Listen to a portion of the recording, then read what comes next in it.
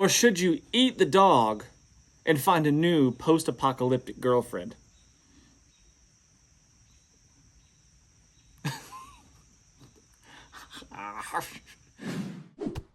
Hey friends, welcome back. I am Jason Salyer, and it's time for another survival scenario. So let's say you live near a river, a large river, and you have a plan, an evacuation plan to get to your bug out location after the SHTF.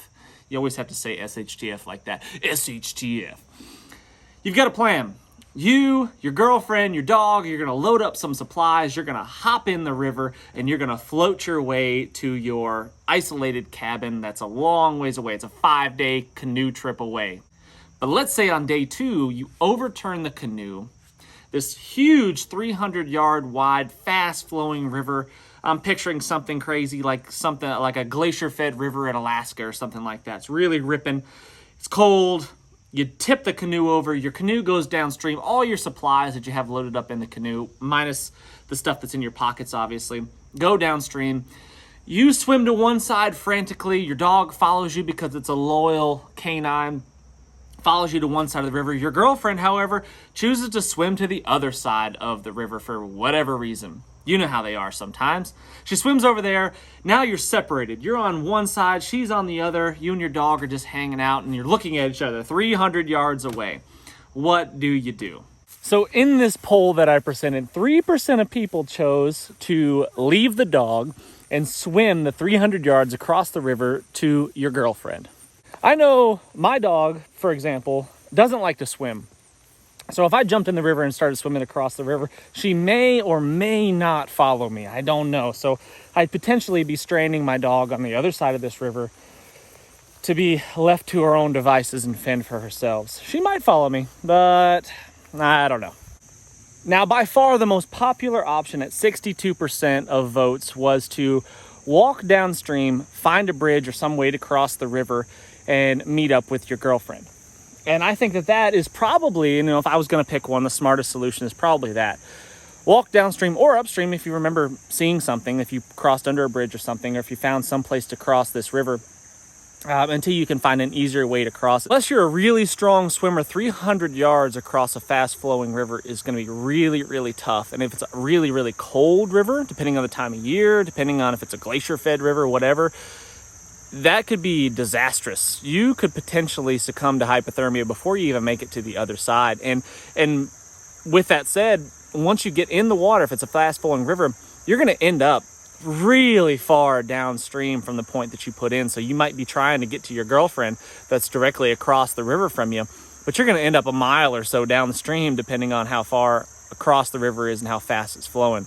Next option was to build some sort of raft, float across the river, you and your dog, and rescue your girlfriend. Continue your mission downstream on this jerry-rigged raft. 12% of people chose to build this raft. What are you going to build this raft out of? What kind of tools do you have to cut the wood necessary to build this sort of raft? I mean, even if you're just using driftwood and all that kind of stuff, it's still going to be really difficult. What kind of cordage do you have to tie all this stuff together? You don't have nails or screws or anything like that. That's going to be really, really tough. I think that without supplies, without tools, without some sort of equipment to make this happen, building some sort of raft is going to be really, really challenging, to say the least. Yeah, you could use vines and stuff if you have access to all that kind of stuff, and that's a potential. I guess you could potentially do something like that, but I'd say that's slim, and that's probably why only 12% of people chose to do such a thing. In this situation, you and your dog are on the wrong side of the river, right? The cabin is on the other side of the river once you finally get to your destination. Your girlfriend's on the correct side of the river, so she chose wisely. She was the smart one and swam to the correct side. Only 4% of people chose to have the girlfriend swim to you. Good on you guys. I would never put my loved one, my wife, my girlfriend, whatever it is, in a situation where they'd be at a much higher risk than I am. While I'm sitting comfortably over on one side of the river petting my dog, letting them risk their lives swimming across this cold river potentially. So I'm glad only 4% of people chose that one. 18% of people said you should eat the dog and find a new post-apocalyptic girlfriend, and I thought this was hilarious. So yes, I was just posing this option in out of humor. I wasn't really expecting that many people to pick it, but most people probably picked it just out of fun anyway. So that's a good time. But yeah, eat your dog so you've got some nutrients in your body, the energy required to make the next leg of your journey. Because if it's 3 more days by canoe, I mean, you're talking walking, depending on the terrain, what the side of the rivers and stuff look like. I mean, this floating down this little stream here would be no problem. Walking through that crap would take you forever. You're looking at potentially weeks of walking as opposed to just a few days of floating. So that's a tempting choice, I guess. But I would never eat my dog. Oh man, how could you do such a thing? It's part of the family, right? And some of the guys said, the girlfriend's probably the one that tipped over the canoe in the first place, so just leave her behind. You're going to be better off. Post-apocalyptic girlfriends are a dime a dozen. That was one of my favorite comments. So yeah, I guess that's an option. But I don't know. I don't know if I would do that in this particular situation. I would try my best to get back to my girlfriend in some way, whatever plan that was. I'd try to get back to her, and I would do whatever it takes to make sure that we were all 3 of us were reunited. Joey said in the comments, this was one of my favorites. He said his wife is going to be pissed at him for having a girlfriend in the canoe in the first place. So he said he's just going to start inhaling water and see everybody in the afterlife. I thought that was one of my favorite comments. That was a good one. Stacy Wolfcheek said something along the lines of, how dare you eat the dog? The girlfriend's probably stealing food anyway. Mad Bomber Mike, good comment. This one's one of my favorites as well. He said, unlike that girlfriend, dogs are loyal. You should eat the girlfriend and continue on your merry way with your dog to your bug out location and live happily ever after. That is definitely a solution to your problem, for sure. Someone said you can't replace the dog, so swim, woman, swim. Prepping for Prophecy said they would hide on the side of the river that they're on and wait and see which direction the girlfriend goes, and then head in the opposite direction that she's going, because surely his wife would kill them both if she found out what he was up to.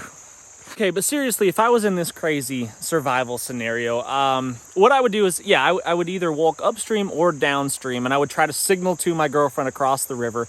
I would say, hey, pointing this way and start moving in that direction.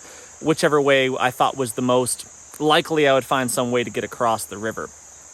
And then, because you're going to be limited on supplies, you're going to have what's in your pockets. You're going to have, a pocket knife, a belt knife, something like that. Maybe a couple other miscellaneous supplies, whatever your EDC is. Hopefully you didn't lose that and stuff didn't fall out of your pockets. I generally, when I'm doing any kind of water activities, the things that are in my pockets, I like to have lanyarded to my belt loops or something like that, because stuff has a way of finding its way out of your pockets. Hopefully you've got a life jacket on. And that would aid your crossing a river if you needed to cross the river. If you found a narrower point, narrower points in rivers generally mean faster flowing water. But if you could find some way to get across the river, having a life jacket would be really, really helpful. So hopefully you're prepared, at least in that sense. But yeah, you got limited supplies and you got days and days to walk. It's going to be tough. It's going to be a really tough thing. But hopefully what would happen is the next bend in the river, maybe you find your canoe lodged underneath some log or something like that. Maybe potentially you could find it. Sometimes it happens. Maybe some of your gear, your dry bags that you got, if you're smart, you have your gear in dry bags. Your dry bags are wedged up against the bank somewhere, and you can find that stuff and retrieve it and get your supplies and be on your way. I don't know, but it's fun to think about these scenarios, guys. I really do appreciate you watching. Leave in the comments if you didn't have a chance to answer that poll. Go ahead and do it in the comments here on this video. So what would you do? Thanks so much for watching. Thumbs up, subscribe if you haven't done so already. Can't wait to see you on the next one. I'm gonna eat you. Never. I would never eat you, Maggie. Never. I would starve.